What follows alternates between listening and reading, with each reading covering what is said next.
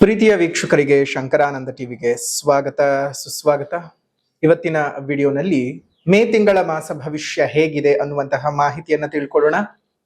ಅದಕ್ಕಿಂತ ಮುಂಚಿತವಾಗಿ ಯಾರಾದರೂ ಶಂಕರಾನಂದ ಟಿವಿ ಯೂಟ್ಯೂಬ್ ವಾಹಿನಿಯನ್ನು ಸಬ್ಸ್ಕ್ರೈಬ್ ಮಾಡ್ಕೊಂಡಿಲ್ಲ ಅಂದ್ರೆ ಸಬ್ಸ್ಕ್ರೈಬ್ ಮಾಡ್ಕೊಳ್ಳಿ. ಇನ್ಸ್ಟಾಗ್ರಾಮ್ ಪೇಜ್, ಫೇಸ್ಬುಕ್ ಪೇಜ್ ಅನ್ನ ಫಾಲೋ ಮಾಡ್ತಾ ಇಲ್ಲ ಅಂದ್ರೆ ಫಾಲೋ ಮಾಡಿ. ಅದರಿಂದ ನೆಕ್ಸ್ಟ್ ಅಪ್ಲೋಡ್ ಮಾಡುವಂತಹ ವಿಡಿಯೋಗಳು ನಿಮಗೆ ನೋಟಿಫಿಕೇಶನ್ ಮುಖಾಂತರ ಬಂದು ತಲುಪತ್ತೆ. ಹೊಸ ಹೊಸ ಮಾಹಿತಿಗಳನ್ನ ತಿಳ್ಕೊಳ್ಳೋದಕ್ಕೆ ಸಾಧ್ಯವಾಗುತ್ತೆ ಅಂತ ತಿಳಿಸ್ತಾ, ಈ ಒಂದು ವಿಶೇಷವಾಗಿರ್ತಕ್ಕಂತಹ ಮೇ ತಿಂಗಳ ವಿಶೇಷತೆಗಳನ್ನ ನಾವು ಗಮನಿಸೋದಾಯ್ತು ಅಂತ ಹೇಳಿದ್ರೆ, ಈ ತಿಂಗಳು ಒಟ್ಟು 3 ವಿಶೇಷತೆಗಳನ್ನ ಪ್ರಮುಖವಾಗಿ ನಾವು ಗುರುತಿಸ್ಕೊಳ್ಬೇಕಾಗ್ತದೆ. ಈ ತಿಂಗಳು ಪ್ರಾರಂಭವಾಗೋದು ಬುದ್ಧ ಪೌರ್ಣಮಿ ದಿವಸದಿಂದ. ಶಾಂತಿಯ ಸಂಕೇತವನ್ನ ಭಾರತದಾದ್ಯಂತ ಮತ್ತು ಹಲವು ವಿದೇಶಗಳಲ್ಲೂ ಹಬ್ಬಿಸಿದಂತಹ ಬುದ್ಧನನ್ನ ಸ್ಮರಣೆ ಮಾಡ್ಕೊಳ್ತಕ್ಕಂತಹ ಬುದ್ಧ ಪೌರ್ಣಮಿ ಇರತಕ್ಕಂತಹ ದಿವಸ 1ನೇ ತಾರೀಕು ಪೌರ್ಣಮಿ. ಅದನ್ನು ಬುದ್ಧ ಪೌರ್ಣಮಿ ಅಂತಾನೆ ಕರಿತೀವಿ. ಹಲವಾರು ರೀತಿಯಲ್ಲಿ ಜ್ಞಾನೋದಯಕ್ಕೆ, ತ್ಯಾಗಕ್ಕೆ, ಶಾಂತಿಗೆ ಹೆಸರನ್ನು ಮಾಡಿದಂತಹ ಆ ಬುದ್ಧನ ಸ್ಮರಣೆ ಮಾಡ್ಕೊಳ್ತಕ್ಕಂಥ ದಿವಸ. ಜನ್ಮ ಮತ್ತು ಮರಣ ಎರಡನ್ನೂ ಸಹ ಮಾಡ್ಕೊಳ್ತಕ್ಕಂಥದ್ದು. ಅದರಲ್ಲೂ ಬೋಧಿ ವೃಕ್ಷವನ್ನ ಬೌದ್ಧರು ವಿಶೇಷವಾಗಿ ಪೂಜಿಸ್ತಕ್ಕಂತಹ ದಿವಸವೂ ಸಹ ಈ ದಿವಸ. ಬುದ್ಧನ ನೆನಪಿನಲ್ಲಿ ಅವನ ಬದುಕಿನ ಎಲ್ಲ ಮಜಲುಗಳನ್ನ ಸ್ಮರಿಸಿ ಅವರಂತೆ ಶಾಂತಿಯಾಗಿ ಬದುಕುವುದನ್ನ ಕಲಿತುಕೊಳ್ತಕ್ಕಂತಹ ಪುಣ್ಯ ದಿವಸ ಅಂತಾನೆ ಹೇಳ್ಬೋದು.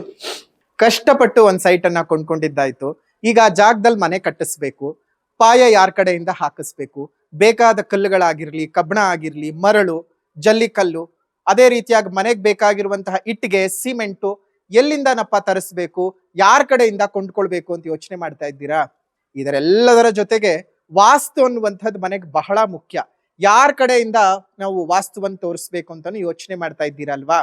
ನೀವು ಯೋಚನೆ ಮಾಡೋದೇ ಬೇಡ.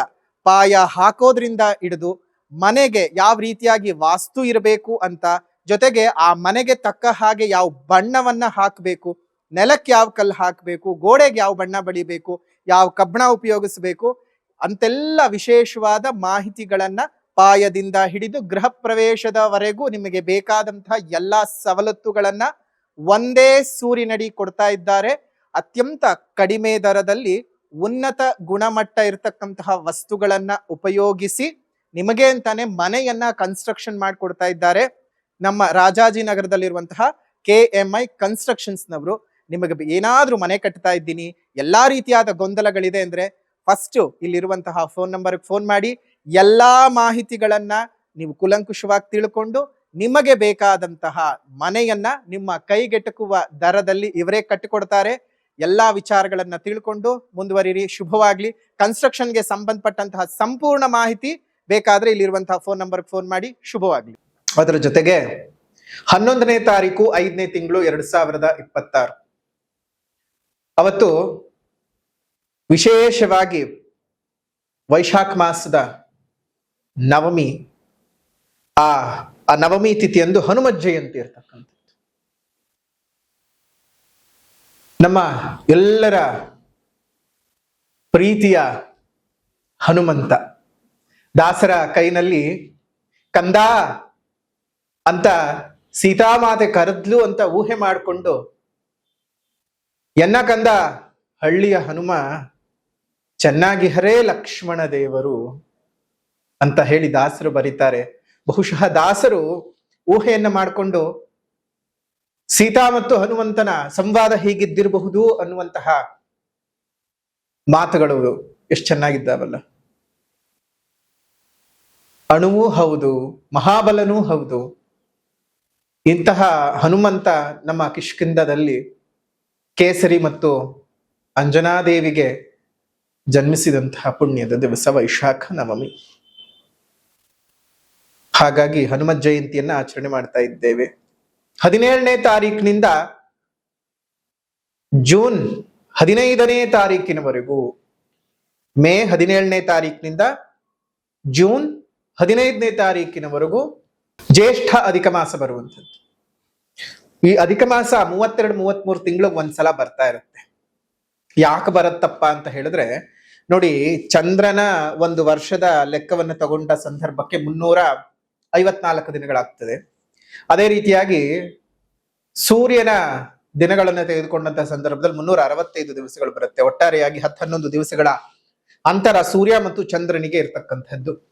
ಅದನ್ನ ಬ್ಯಾಲೆನ್ಸ್ ಮಾಡುವಂತಹ ಸಲುವಾಗಿ ಒಂದು ತಿಂಗಳನ್ನ 32-33 ತಿಂಗಳು ಒಂದ್ಸಲ ಆಡ್ ಮಾಡಿದ ಸಂದರ್ಭಕ್ಕೆ ಎರಡನ್ನು ಸಮಾನಾಂತರಿಸುವ ರೀತಿನಲ್ಲಿ ನೋಡಿದಾಗ ಸೂರ್ಯ ಒಂದು ರಾಶಿಯಿಂದ ಇನ್ನೊಂದು ರಾಶಿಗೆ ಪ್ರವೇಶ ಮಾಡದೇ ಇರತಕ್ಕಂತಹ ತಿಂಗಳು ಅದಾಗಿರ್ತದೆ. ಹಾಗಾಗಿ ಅದನ್ನು ಅಧಿಕ ಮಾಸ ಅಂತ ಕರಿತೀವಿ. ಅಧಿಕ ಮಾಸದಲ್ಲಿ ನಮಗೆ ಈ ಜಪತಪಗಳು, ದಾನ ಧರ್ಮಗಳು, ಮನಸ್ಸನ್ನ ಶುದ್ಧವಾಗಿ ಇಟ್ಟುಕೊಂಡಿರ್ತಕ್ಕಂತಹದ್ದು, ಈ ರೀತಿಯಾಗಿರ್ತಕ್ಕಂಥ ವಿಚಾರಗಳಿಗೆ ಬಹಳ ಪ್ರಾಶಸ್ತ್ಯವನ್ನು ಕೊಡ್ತಕ್ಕಂಥದ್ದು. ಹಾಗಾಗಿ ಅಧಿಕ ಮಾಸದ ಆಚರಣೆಯನ್ನ ತಾವೆಲ್ಲರೂ ಸಹ ಮಾಡಬೇಕು. ಅದೆಲ್ಲವೂ ಸಹ ಒಳ್ಳೇದಾಗ್ತಕ್ಕಂತಹದ್ದು. ಇನ್ನು ಪ್ರಮುಖವಾಗಿ ಬದಲಾಗ್ತಾ ಇರತಕ್ಕಂತಹ ಗ್ರಹಗಳನ್ನ ನೋಡಿದಂತಹ ಸಂದರ್ಭದಲ್ಲಿ 11ನೇ ತಾರೀಕು 5ನೇ ತಿಂಗಳು 2026 ಕುಜ ಮೇಷರಾಶಿಗೆ ಪ್ರವೇಶವನ್ನು ಮಾಡ್ತಾ ಇದ್ದಾನೆ. 14ನೇ ತಾರೀಕು 5ನೇ ತಿಂಗಳು 2026 ಬುಧ ವೃಷಭ ರಾಶಿಗೆ ಪ್ರವೇಶ ಮಾಡಿದ್ರೆ ಅದೇ ದಿವಸ ಅಂದ್ರೆ 14ನೇ ತಾರೀಕೆ ಶುಕ್ರ ಮಿಥುನ ರಾಶಿಗೆ ಪ್ರವೇಶ ಮಾಡ್ತಾ ಇದ್ದಾನೆ. 15ನೇ ತಾರೀಕು 5ನೇ ತಿಂಗಳು 2026 ವೃಷಭ ರಾಶಿಗೆ ರವಿ ಪ್ರವೇಶ ಮಾಡ್ತಾ ಇದ್ದಾನೆ. 29ನೇ ತಾರೀಕು 5ನೇ ತಿಂಗಳು 2026 ಮಿಥುನ ರಾಶಿಗೆ ಬುಧ ಪ್ರವೇಶ ಮಾಡ್ತಾ ಇರತಕ್ಕಂಥದ್ದು. ಇದಿಷ್ಟು ಗ್ರಹದ ಸ್ಥಾನದ ಬದಲಾವಣೆಯ ವಿಚಾರಗಳು. ಜೊತೆಗೆ ಈ ಮೇ ತಿಂಗಳಲ್ಲಿ ಕೃತಿಕಾ ಮಳೆ ಇದೆ.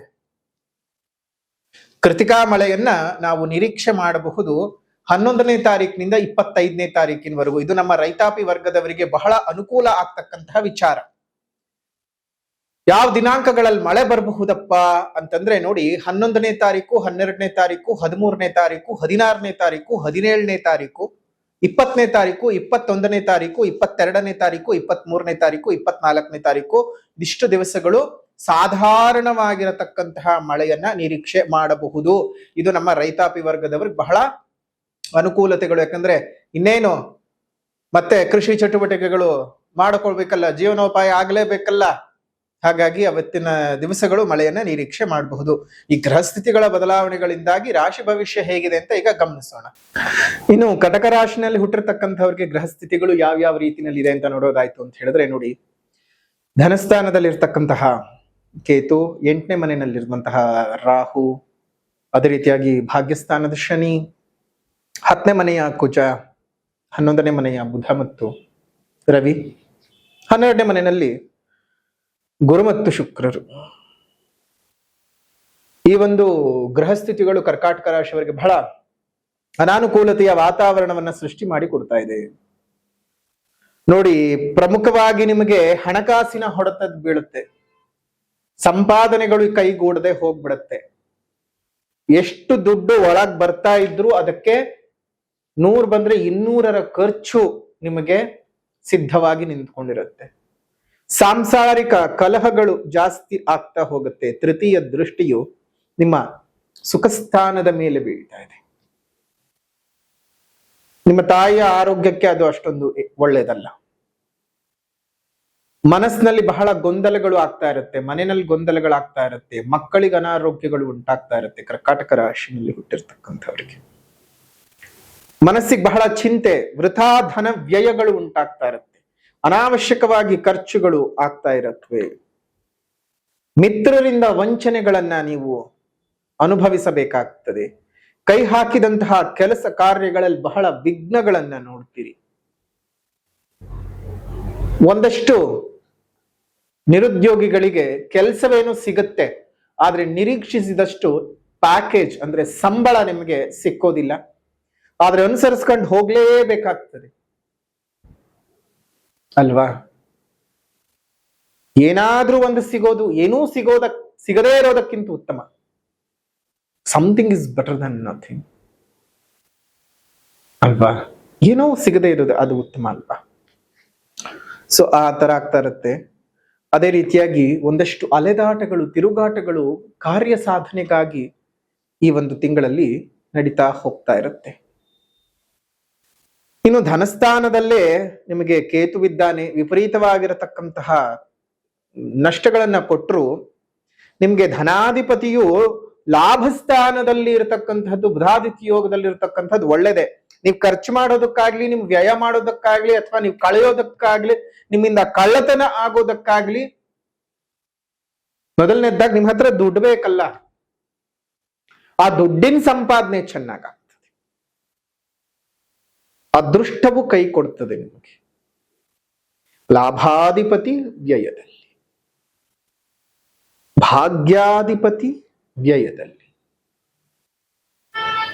ಪ್ರಯಾಣದಲ್ಲಿ ಬಹಳ ಅಡ್ಡಿ ಆತಂಕಗಳು ಬರ್ತಕ್ಕಂಥದ್ದು, ಕೈ ಹಾಕಿದ ಕೆಲಸ ಕಾರ್ಯಗಳಲ್ಲಿ ಬಹಳ ವಿಘ್ನಗಳು ಉಂಟಾಗ್ತದೆ, ಬಂಧು ಮಿತ್ರರಿಂದ ವೃಥಾ ಆರೋಪ ಅಪವಾದಗಳನ್ನ ಅನುಭವಿಸಬೇಕಾಗ್ತದೆ.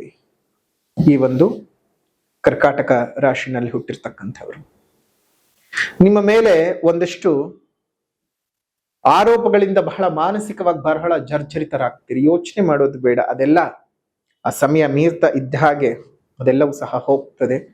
ಜೊತೆಗೆ 12 ವರ್ಷದ ನಂತರ ನಿಮ್ಮ ರಾಶಿಗೆಯೇ ಗುರುವಿನ ಪ್ರವೇಶವಾಗ್ತಾ ಇದೆ. ಒಂದಷ್ಟರ ಮಟ್ಟಕ್ಕೆ ಒಂದು 50% ನಿಮಗೆ ಗುರುಬಲ ಸಿಕ್ಕದ ಹಾಗ ಆಗ್ತದೆ. ಇನ್ 50% ಇರೋದಿಲ್ಲ. ಹಾಗಾಗಿ ಗುರು ಶಾಂತಿ ಮಾಡಿಕೊಳ್ಳೋದು ಮರಿಬೇಡಿ. ಗುರುವಿನ ಅನುಗ್ರಹ ಯಾಕೆ ಬೇಕು ನಮ್ಮ ಜೀವನದಲ್ಲಿ? ಮತ್ತು ನಿಮ್ ಜನ್ಮಜಾತಕದಲ್ಲಿ ಏನಾದ್ರೂ ಗುರು ಬಾಧಿತನಾಗಿದ್ದಾಗ ಏನ್ ಮಾಡ್ಬೇಕು? ಗುರುವಿನ ಅನುಗ್ರಹ ನಮಗೆ ಯಾಕಪ್ಪ ಬೇಕು ಅಂತ ಹೇಳಿದ್ರೆ, ನಮ್ಮ ಜೀವನದಲ್ಲಿ ಯಾವುದೇ ರೀತಿಯಾಗಿರ್ತಕ್ಕಂತಹ ಒಳ್ಳೆಯದ್ದು, ಅಂದ್ರೆ ಒಂದು ವಿವಾಹವಾಗಬಹುದು, ಸಂತಾನದ ಭಾಗ್ಯ ಆಗ್ಬಹುದು, ಕೆಲಸವಾಗಬಹುದು, ವಿದ್ಯಾಭ್ಯಾಸವಾಗಬಹುದು, ಜೀವನದ ಅಭಿವೃದ್ಧಿ ಆಗಬಹುದು, ಆಸ್ತಿ ಸಿಗ್ತಕ್ಕಂತಹದ್ದು, ಅದೃಷ್ಟ ಸಿಗತಕ್ಕಂತಹದ್ದು, ನಮ್ಮ ಇಚ್ಛಿತ ಜೀವನವನ್ನ ನಮ್ಮ ಇಚ್ಛೆಗೆ ಬೇಕಾದ ಹಾಗೆ ಸಂಪೂರ್ಣವಾಗಿ ಉಪಯೋಗಿಸಿಕೊಂಡು ಜೀವಿಸುವಂತಹದ್ದಾಗಬಹುದು. ಇಂಥದ್ದಕ್ಕೆಲ್ಲ ಗುರುಬಲ ಬೇಕೇ ಬೇಕು. ಗೋಚಾರದಲ್ಲಿ ಗುರುಬಲ ವರ್ಷದಿಂದ ವರ್ಷಕ್ಕೆ ಭಿನ್ನವಾಗ್ತಾ ಹೋಗ್ತಾ ಇದ್ದಿರುತ್ತೆ. ಆದ್ರೆ ನಿಮ್ ಜನ್ಮಜಾತಕದಲ್ಲೂ ಏನಾದರೂ 3ನೇ ಮನೆಯಲ್ಲಾಗ್ಲಿ, 6ನೇ ಮನೆಯಲ್ಲಾಗ್ಲಿ, 8ನೇ ಮನೆಯಲ್ಲಾಗ್ಲಿ, 12ನೇ ಮನೆಯಲ್ಲಾಗ್ಲಿ ಗುರುವಿನ ಸಂಚಾರ ಇದ್ದಾಗ ಖಂಡಿತವಾಗಿಯೂ ನೀವು ಸಹ ಗುರು ಶಾಂತಿಯನ್ನು ಮಾಡಿಸ್ಲೇಬೇಕಾಗ್ತದೆ. ಕಾರಣ ನಿಮಗೆ ಜಾತಕದ ಒಳಗಡೆಯೇ ಗುರುವಿನ ಅನುಗ್ರಹ ಸರಿಯಾಗಿ ಇರೋದಿಲ್ಲ. ಗೋಚಾರದಲ್ಲಿ ಬಂದ್ರೆಷ್ಟು ಬಿಟ್ರೆಷ್ಟು 20 ಭಾಗದ ಫಲ. ಹಾಗಾಗಿ ಗುರು ಮಹಾಯಾಗಕ್ಕೆ ಬಂದ ಸಂದರ್ಭಕ್ಕೆ ನಿಮ್ಮ ಜನ್ಮ ಜಾತಕದ್ದು ಮತ್ತು ಗೋಚಾರದ್ದು ಎರಡೂ ಸಹ ಪರಿಹಾರ ಆಗ್ತದೆ. ಅಷ್ಟು ಮಾತ್ರ ಅಲ್ಲ, ಈಗ ಗುರುವು ಕರ್ಕಾಟಕ ರಾಶಿಗೆ ಪ್ರವೇಶ ಮಾಡ್ತಾ ಇರೋದ್ರಿಂದಾಗಿ ಯಮುನಾ ನದಿಯು ಪುಷ್ಕರವಾಗ್ತದೆ. ಪುಷ್ಕರ ಸ್ನಾನ ನಾವು ಪ್ರತಿ ವರ್ಷ ಮಾಡ್ತಾನೆ ಇರ್ತೇವೆ. ಗುರುವು ತನ್ನ ರಾಶಿ ಚಕ್ರದ ಬದಲಾವಣೆಯಿಂದ ಹಲವಾರು ನದಿಗಳು ಪುಷ್ಕರವಾಗ್ತಾನೆ ಇರುತ್ತೆ. 12 ನದಿಗಳು, ಗಂಗೆಯಿಂದ ನರ್ಮದಾ ನದಿಯವರೆಗೂ, ಗಂಗಾ ಆಗಬಹುದು, ಅದೇ ರೀತಿಯಾಗಿ ಸಿಂಧು ಆಗಬಹುದು, ಸರಸ್ವತಿ ಆಗಬಹುದು, ಗೋದಾವರಿ, ಕೃಷ್ಣ, ಕಾವೇರಿ, ತುಂಗಭದ್ರ, ನರ್ಮದಾ, ಹೀಗೆ 16 ನದಿಗಳು, 12 ನದಿಗಳು ಪರಮ ಪವಿತ್ರವಾಗಿ ಪುಷ್ಕರವಾಗುತ್ತವೆ. ಆ ಪುಷ್ಕರವಾದ ಸಂದರ್ಭದಲ್ಲಿ ನದಿ ತೀರ್ಥದಲ್ಲಿ ಪುಷ್ಕರ ಸ್ನಾನವನ್ನ ಮಾಡ್ತಕ್ಕಂಥದ್ದು ಪದ್ಧತಿ. ನಿಮ್ಮ ಜನ್ಮ ಜಾತಕದಲ್ಲಿ ಏನಾದರೂ ಗುರು ಮತ್ತು ರಾಹು ಕರ್ಕಾಟಕ ರಾಶಿಯಲ್ಲಿ ಇದ್ದ ಸಂದರ್ಭಕ್ಕೆ ಅದನ್ನ ಗುರುರಾಹು ಚಾಂಡಾಲ ಯೋಗ ಅಂತ ಕರಿತೀವಿ. ಆ ಚಾಂಡಾಲ ಯೋಗ ಯಾಕಾದ್ರೂ ಬರುತ್ತಪ್ಪ ಅಂತ ಹೇಳಿದ್ರೆ, ನದಿಯನ್ನ ನೀವು ಮೈಲಿಗೆ ಮಾಡಿದ್ರೆ, ನದಿಗೆ ಏನಾದ್ರೂ ಅಪಚಾರಗಳನ್ನ ಮಾಡಿದ್ದಾಗ, ನದಿ ನೀರನ್ನ ನೀವು ಅಪವಿತ್ರಗೊಳಿಸಿದ್ದಾಗ ನಿಮಗೆ ಗುರು ಮತ್ತು ರಾಹು ಒಟ್ಟಿಗೆ ಒಂದೇ ರಾಶಿಯಲ್ಲಿ ಸಂಚಾರ ಮಾಡ್ತಾರೆ. ಒಂದೊಂದು ಭಾಗದಲ್ಲಿ ಇದ್ದ ಸಂದರ್ಭದಲ್ಲಿ ಒಂದೊಂದು ನದಿಯ ಶಾಪಗಳು ಅಂತ ನಾವು ಕರಿತೀವಿ. ಕರ್ಕಾಟಕ ರಾಶಿಯಲ್ಲಿ ಇದ್ದ ಸಂದರ್ಭಕ್ಕೆ ಯಮುನಾ ನದಿಯ ಶಾಪ ಉಂಟಾಗಿರ್ತದೆ. ಆ ಯಮುನಾ ನದಿಯಲ್ಲಿ 12 ವರ್ಷಕ್ಕೊಮ್ಮೆ ಬರ್ತಕ್ಕಂತಹ ಈ ಪುಷ್ಕರ ಸ್ನಾನವನ್ನ ಮಾಡಬೇಕಾಗ್ತದೆ. ಸಾಧ್ಯವಾದಂಥವರು ಯಮುನಾ ಘಟ್ಟಕ್ಕೆ ಹೋಗಿ ಯಮುನಾ ಘಟ್ಟದಲ್ಲೇ ಸ್ನಾನ ಮಾಡ್ಕೊಂಡು ಬನ್ನಿ. ಸಾಧ್ಯವಿಲ್ಲದೆ ಇರತಕ್ಕಂಥವರಿಗೆ ನಾವು ಯಮುನಾ ತೀರ್ಥವನ್ನ ದಿನಾಂಕ 31ನೇ ತಾರೀಕು 5ನೇ ತಿಂಗಳು 2026 ಗುರು ಮಹಾಯಾಗದ ಸಂದರ್ಭದಲ್ಲಿ ಪೂಜಿಸಿ ನಿಮಗೆ ಕೊಡ್ತೀವಿ, ಉಚಿತವಾಗಿ ಕೊಡ್ತೀವಿ. ಬಂದಂತಹವರಿಗೆ ಆ ಯಮುನಾ ತೀರ್ಥವನ್ನ ನೀವೇನ್ ಮಾಡಬೇಕು, ಜೂನ್ 15ನೇ ತಾರೀಕಿನ ಒಳಗೆ ನಿಮ್ಮ ಮನೆಯಲ್ಲಿ 3 ದಿವಸಗಳ ಕಾಲ ಇಟ್ಕೊಂಡಿದ್ದು ಪೂಜಿಸಿ ಅದಾದ ನಂತರ ಸ್ನಾನದ ನೀರಿಗೆ ಆ ಯಮುನಾ ತೀರ್ಥವನ್ನ ಮಿಶ್ರಣ ಮಾಡಿಕೊಂಡು ಸ್ನಾನ ಮಾಡಿದ್ದೆ ಆದ್ರೆ ಆ ಯಮುನಾ ಘಟ್ಟದಲ್ಲಿ ಸ್ನಾನ ಮಾಡಿದಂತಹ ಪುಣ್ಯದ ಫಲವೇ ಸಿಗ್ತದೆ. ಹಾಗಾಗಿ ಈ ಒಂದು ಉಪಯೋಗವನ್ನ 31ನೇ ತಾರೀಕು 5ನೇ ತಿಂಗಳು 2026 ವಿಶೇಷವಾದಂತಹ ಆ ಕಾಲಘಟ್ಟದಲ್ಲಿ ನಾವು ನಿಮ್ಗೆ ಉಚಿತವಾಗಿ ಕೊಡ್ತಾ ಇದ್ದೇವೆ. ಯಾಗಕ್ಕೆ ಬರ್ತಕ್ಕಂಥವರಿಗೆ ಮತ್ತು ಗುರು ಶಾಂತಿಯಲ್ಲಿ ಪಾಲ್ಗೊಂಡವರಿಗೂ ಸಹ, ಯಾರು ಪೂಜೆ ಮಾಡಿಸ್ತಾ ಇದ್ದೀರಾ ಅವರಿಗೂ ಕೊಡ್ತೀವಿ, ಮಾಡಿಸದೇ ಇದ್ದಂಥವರಿಗೂ ಕೊಡ್ತೀವಿ. ಪೂಜೆ ಮಾಡಿಸಿದಂಥವ್ರಿಗೆ ಮಾತ್ರ ಅಂತಾನೆ ಅಲ್ಲ, ಯಾರು ಬಂದು ಬೇಕಾದ್ರೂ ಯಮುನಾ ತೀರ್ಥ ಬೇಕು ಅಂತ ಹೇಳಿ ಕೇಳಿ ತಗೊಂಡು ಹೋಗಿ. ಸ್ವತಃ ನಾವೇ ಕೊಡ್ತೀವಿ, ನಿಮ್ಗೆ ಅನುಕೂಲತೆಗಳು ಉಂಟಾಗ್ಲಿ. ಅದೇ ರೀತಿಯಾಗಿ ಗುರು ಮಹಾಯಾಗದಲ್ಲಿ ವಿಶೇಷವಾಗಿ ಪಾಲ್ಗೊಂಡು ನಿಮ್ಮ ಜೀವನದಲ್ಲಿರ್ತಕ್ಕಂತಹ ಗುರುದೋಷವನ್ನ ನಿವಾರಣೆ ಮಾಡ್ಕೊಳ್ಳಿ. ಈ ಗುರು ಮಹಾಯಾಗದ ಶುಲ್ಕವು ನಿಮಗೆ 800 ರೂಪಾಯಿಗಳಾಗಿರುತ್ತೆ. ಸೊ ಹಾಗಾಗಿ ಈ ವಿಶೇಷವಾಗಿರ್ತಕ್ಕಂತಹ ಗುರು ಮಹಾಯಾಗದಲ್ಲಿ ಪಾಲ್ಗೊಳ್ಳೋದು ಮರಿಬೇಡಿ. ಇನ್ನು ಗುರು ಮಹಾಯಾಗದಲ್ಲಿ ಯಾಗದ ನಂತರ ನಿಮಗೆ ಕೊಡ್ತಾ ಇರತಕ್ಕಂತಹ ರಕ್ಷ ಪ್ರಸಾದ, ರಕ್ಷೆಯು ಅಂದ್ರೆ ಗುರು ಕವಚವನ್ನ ಮತ್ತು ಅಕ್ಷತಾ ಪ್ರಸಾದವನ್ನ ಕೊಡ್ತೀವಿ. ಅದೆರಡನ್ನೂ ಸಹ ನೀವು ಇಟ್ಕೊಂಡಿರ್ಬೇಕು. ಕವಚವನ್ನ ಧರಿಸಿಕೊಳ್ಬೇಕು, ಕತ್ನಲ್ಲಾಗ್ಲಿ ಅಥವಾ ತೋಳ್ನಲ್ಲಾಗ್ಲಿ. ಅಕ್ಷತೆಯನ್ನ 2 ಭಾಗಗಳನ್ನಾಗಿ ಮಾಡಿ ಇಟ್ಕೊಂಡಿದ್ದು ನೀವು ಒಂದು ನಿಮ್ಮ ದೇವರ ಮನೆಯಲ್ಲಿಟ್ಟು ದಿನ ನಮಸ್ಕಾರಗಳನ್ನು ಮಾಡ್ಕೋಬೇಕು. ಇನ್ನೊಂದು ಪ್ಯಾಕ್ ಮಾಡಿ ಇಟ್ಕೊಂಡು ನಿಮ್ಮ ಜೇಬ್ನಲ್ಲಿ ಇಟ್ಕೊಂಡು ಕೆಲಸ ಕಾರ್ಯಗಳಿಗೆ ಮುಂದುವರಿರಿ. ಗುರುವಿನ ಅನುಗ್ರಹ ಉಂಟಾಗ್ತದೆ. ಅದೇ ರೀತಿಯಾಗಿ ಇನ್ನೊಂದಷ್ಟು ಫಲಗಳು ಅಂತ ಬಂದಾಗ ಆರೋಗ್ಯದಲ್ಲಿ ಬಹಳ ಏರುಪೇರುಗಳು ಉಂಟಾಗಬಹುದು. ಕರ್ಕಾಟಕ ರಾಶಿನಲ್ಲಿ ಹುಟ್ಟಿರ್ತಕ್ಕಂಥವ್ರಿಗೆ ಹುಷಾರು, ಆರೋಗ್ಯದಲ್ಲಿ ಹುಷಾರು. ಅಷ್ಟಮ ರಾಹು ತಿಂಡಾಡಿಸ್ಬಿಡ್ತಾನೆ, ದೀರ್ಘಕಾಲದ ಅನಾರೋಗ್ಯಗಳನ್ನ ಕೊಟ್ಬಿಡ್ತಾನೆ. ಅದರಲ್ಲಿ ಶನಿ ಮನೆಯಲ್ಲಿ ಬೇರೆ ಇರೋದು. ಈ ಜಾಯಿಂಟ್ ಪೈನ್ಸ್ಗಳು, ಬ್ಲಡ್ ರಿಲೇಟೆಡ್ ಪ್ರಾಬ್ಲಮ್ಗಳು, ಡೆಂಟಲ್ ಪ್ರಾಬ್ಲಮ್ಗಳು, ಜೊತೆಗೆ ಡರ್ಮಟಾಲಜಿಸ್ಟ್ ಹತ್ರ ನೀವು ಹೋಗ್ಲೇಬೇಕಾಗತ್ತೆ. ಡರ್ಮಟಾಲಜಿಗೆ ಸಂಬಂಧಪಟ್ಟ ಹಾಗೆ ಒಂದಷ್ಟು ಚರ್ಮ ವ್ಯಾಧಿಗಳು ಬರ್ತಕ್ಕಂಥದ್ದು. ಹೀಗೆ ಒಂದಷ್ಟು ವ್ಯಾಧಿಗಳನ್ನ ನೀವು ಅನುಭವಿಸಬೇಕಾಗತ್ತೆ ಕರ್ಕಾಟಕ ರಾಶಿಯವರು. ಇದ್ದಕ್ಕಿದ್ದ ಹಾಗೆ ಇಲ್ಲ ಒಂದ್ ಕಡೆ ಸಣ್ಣ ಕಜ್ಜಿ ತುರಿಕೆ ವಿಪರೀತ ರಣಗಾಯಗಳನ್ನು ಮಾಡಿಕೊಟ್ಬಿಡಬಹುದು, ಹೇಳೋಕ್ ಸಾಧ್ಯ ಇಲ್ಲ. ಒಟ್ಟಾರೆ ಕರ್ಕಾಟಕ ರಾಶಿಯವರು ಬಹಳ ಜಾಗ್ರತೆಯಿಂದ ಇರಬೇಕು. ಈ ಒಂದು ತಿಂಗಳಲ್ಲಿ, ಮೇ ತಿಂಗಳಲ್ಲಿ ತುಂಬಾ ಹುಷಾರಾಗಿರಿ. ಹೇಳೋ ಪರಿಹಾರದ ಕ್ರಮಗಳನ್ನು ಸರಿಯಾಗಿ ಮಾಡ್ಕೊಳ್ಳಿ, ಒಳ್ಳೇದಾಗ್ಲಿ ಅಂತ ಹೇಳ್ತಾ, ನೀವು ಮಾಡ್ಕೊಳ್ಬೇಕಾದಂತಹ ಪರಿಹಾರನಾದ್ರೂ ಏನಪ್ಪಾ ಅಂತ ಹೇಳಿದ್ರೆ, ಮೊದಲನೇದಾಗಿ ಸಾಮಾಜಿಕ ಪರಿಹಾರ. ಸಾಮಾಜಿಕ ಪರಿಹಾರ ಅಂತ ಹೇಳಿದ ಸಂದರ್ಭದಲ್ಲಿ ನೀವು ಮಾಡ್ಕೊಳ್ಬೇಕಾಗಿರೋದು ಏನಪ್ಪಾ ಅಂತ ಹೇಳಿದ್ರೆ, ಪ್ರಕೃತಿಯನ್ನು ಉಳಿಸಿ, ಪ್ರಕೃತಿಯನ್ನು ಬೆಳೆಸಿ. ನಿಮ್ಮ ಮನೆ ಮುಂದೆ ಮತ್ತು ಮೇಲ್ಭಾಗದಲ್ಲಿ ಸಣ್ಣ ಸಣ್ಣ ಕುಂಡಗಳಲ್ಲಿ ನೀರನ್ನ ಇಡ್ತಾ ಬನ್ನಿ. ಅದರಿಂದ ಅದೆಷ್ಟೋ ಜೀವ ಜಂತುಗಳಿಗೆ ನೀವು ಕೊಡ್ತಕ್ಕಂತಹ 1 ಹನಿ ನೀರು ಅವುಗಳ ಪ್ರಾಣವನ್ನ ಉಳಿಸಿಕೊಳ್ಳೋದಕ್ಕೆ ಸಾಧ್ಯವಾಗ್ತದೆ.